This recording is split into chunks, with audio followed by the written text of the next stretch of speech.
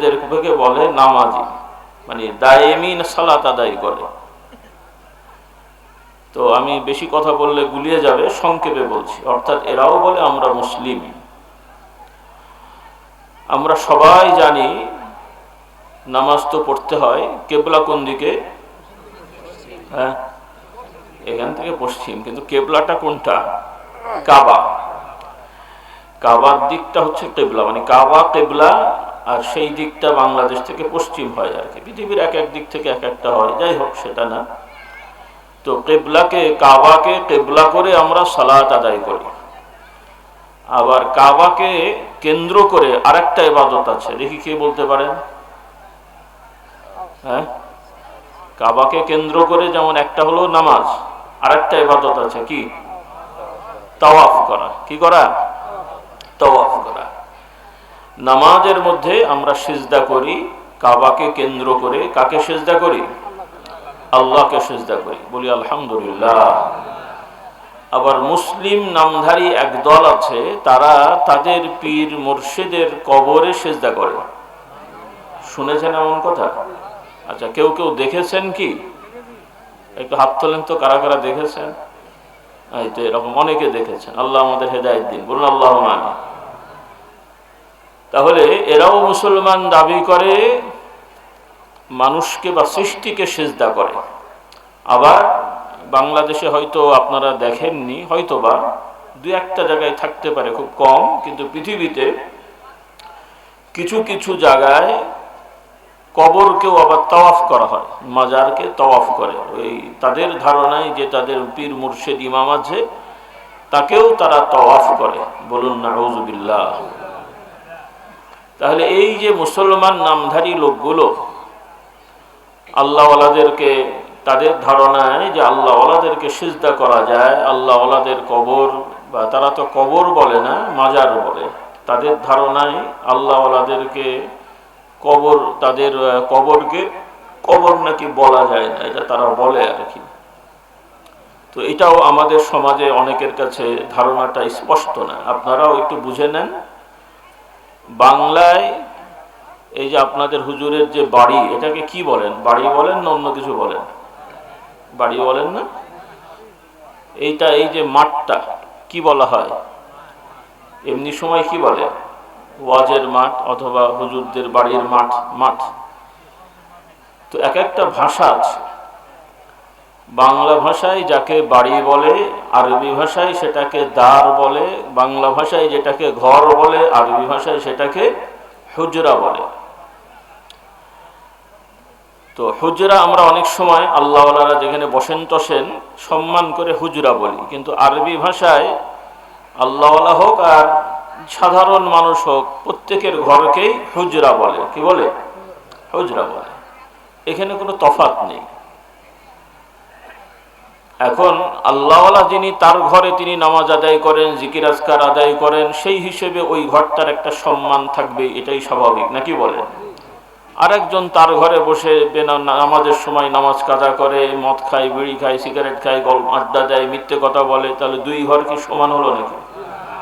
দুই ঘর, কিন্তু সম্মান মর্যাদার দিকে দুরকম। তো ওই রকম সাধারণ মানুষ, কাফের, মুশরিক, মুসলিম, অমুসলিম, যাকেই মাটি খুঁড়ে চাপা দেওয়া হয়, আরবিকে এই জায়গাটাকে কবর বলে। কি বলে? কবর বলে। আর এই কবর আরবিতে কবর বলে, বাংলায় আমরা বলি সমাধিস্থল, বাংলায় বলে আর কি। বা এখন গোরস্থান বলেন আপনারা, এটা আর বাংলা নয়, এটা উর্দু ফার্সি থেকে এসছে। তো বাংলায় বলে সমাধিস্থল, অথবা আরো কিছু থাকতে পারে। তো ওই রকম আরবি ভাষায় সাধারণ মানুষকেও যেখানে দাফন দেওয়া হয় ওইটাকেও কবর বলে। আল্লাহওয়ালা বুজুর্গ বা নবী রসুলকেও যেখানে দাফন করা হয় ওইটাকেও কি বলে? একটু বলেন। কবর বলে। তবে এই দুটোর নামই কবর। কিন্তু আল্লাহর নবী সাল্লাল্লাহু আলাইহি সাল্লাম বলেন, আল্লাহর প্রিয় বান্দা, ঈমানদার যারা হন, তাদের কবরটা আল্লাহ তাআলার নিকটে জান্নাতের একটা টুকরা হিসেবে নির্ধারিত হয়ে যায়। আল্লাহওয়ালা ঈমানদার নবীদের কবরটা কি? জান্নাতের একটা টুকরা, অংশ। আর কাফের মুশরিক ফাসিকদের কবরটা হলো কি জাহান্নামের একটা গর্ত। হাদিসের ভাষা জাহান্নামের একটা গর্ত। তাহলে আমরা শিখলাম আল্লাহওয়ালাদের কবরকেও কবর বললে কোনো দোষ নেই, তবে সেই কবর মর্যাদাশীল। এখন আমরা অনেক সময় মাজার বলি, বলতে পারেন, কিন্তু কবর বলা যাবে না, বললে বেয়াদবি হবে, বিষয়টা এরকম না। কিন্তু আমাদের কাছে এরকম একটা ধারণা চলে এসছে। আল্লাহ তাআলা আমাদের হেদায়েত দান করুন। আর একটা ধারণা আমাদের অনেকের কথায় আমরা শুনি, অনেকে বলে আল্লাহওয়ালারা নাকি মারা যান না, এমন কথাও সমাজে প্রচলন আছে। আপনারা অনেকেই কথাটা বুঝতে পারেন না, আর আপনাদের আর কি দোষ দেবো ভাই, আমাদের মতোই অনেক আলেম ওলামা যারা আছেন তারা হয়তো বোঝেন ঠিকই, কিন্তু বলতে যে কি বলেন আল্লাহ পাক জানেন আর তারাই জানেন। তারা ওয়াজ মাহফিলে বলে ফেলেন যে আল্লাহর ওলিরা মারা যান না, তারা মরেন না, তারা বলেন পর্দা নেন। এরকম কথাও আমরা শুনেছি। আপনারা শুনেছেন কিনা আমি জানি না। আপনারা কি কথাটার সাথে একমত হয়েছেন? সবাই একমত? আচ্ছা, যাই হোক, সেটা আপনাদের বোঝ, কিন্তু আমি আপনাদের সাথে একমত নই। কি নই? একমত না। কারণ যে কথা আল্লাহ তাআলা বলেননি, যে কথা আল্লাহর নবী বলেননি, আপনারাই বলেন এমন কথা বলা যায়? হ্যাঁ, মানে দ্বীনের ক্ষেত্রে। এখন অনেকে হয়তো বলবে নবী তো বাংলায় কথা বলেননি, আপনি বাংলায় বলেন কেন? হ্যাঁ, তো ভাষা আলাদা, কিন্তু কোরআনে বা আল্লাহর নবীর পক্ষ থেকে যেটা আকীদা, বিশ্বাসের ক্ষেত্রে, ইবাদতের ক্ষেত্রে, খুব ভালো করে কথাগুলো খেয়াল করেন। আকীদা, বিশ্বাস এবং আমল, ইবাদত, সওয়াবের নিয়তে ইবাদত হিসেবে কোনো বিষয় আল্লাহ তাআলার পক্ষ থেকে এবং আল্লাহর নবীর পক্ষ থেকে যদি সেই বিষয়ে কোনো দিক নির্দেশনা দেয়া না হয়, তাহলে এই ধরনের কোনো বিশ্বাস করা বা ইবাদত করা কোনো মুসলমান কেন কোনো মানুষের জন্যই বৈধ না। যেমন আমি আগেই শুরু করেছিলাম যে কিছু লোকেরা আল্লাহওয়ালাদের কবরে সিজদা করে। আপনারাই বলেছেন, দেখেছেন বা শুনেছেন। আপনাদের কাছে কাজটা কি ভালো না খারাপ? বুঝে বলছেন না আন্দাজি বলছেন?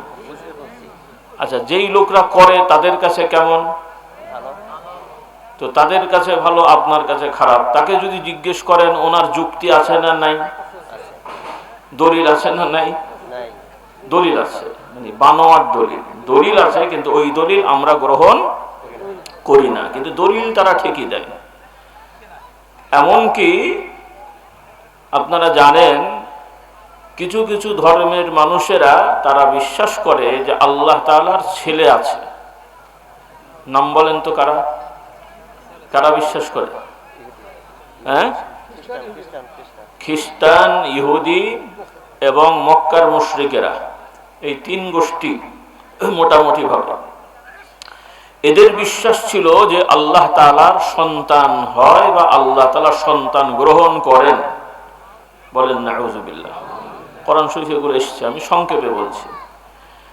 তাহলে এই যে ইহুদি সম্প্রদায়, খ্রিস্টান সম্প্রদায়, মক্কার মুশরিকেরা, তারা যে বলল যে আল্লাহ সন্তান গ্রহণ করেন, তাদের ধারণায় ইহুদিরা বলছে উজাইর আল্লাহর সন্তান, খ্রিস্টানরা বলছে ঈসা আলাইহিস সালাম আল্লাহর সন্তান, মক্কার মুশরিকেরা দাবি করত ফেরেশতাগণ আল্লাহর মেয়ে। নাউযুবিল্লাহ, এনারা দুজন ছেলে আর ওনারা হচ্ছেন মেয়ে।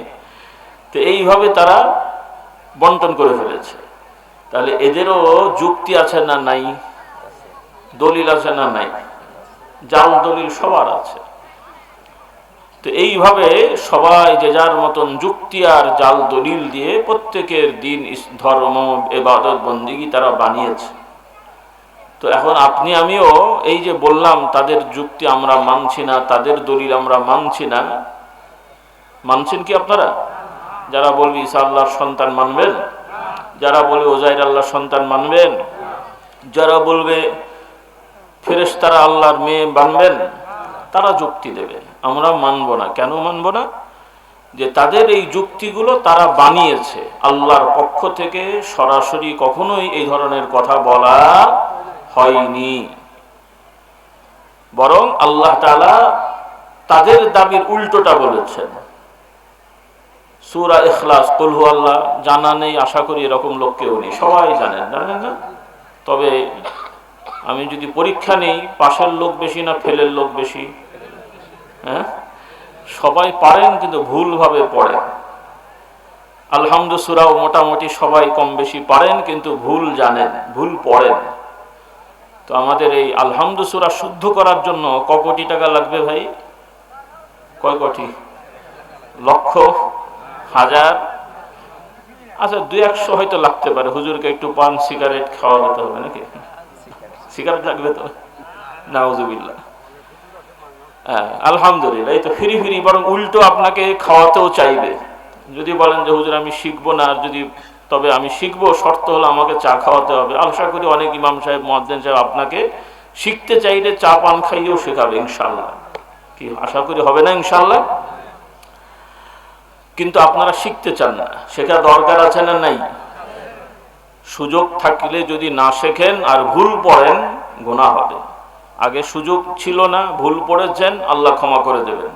কিন্তু এখন সুযোগ আছে, শিখলেন না, ভুল পড়লেন, একরকম হলো।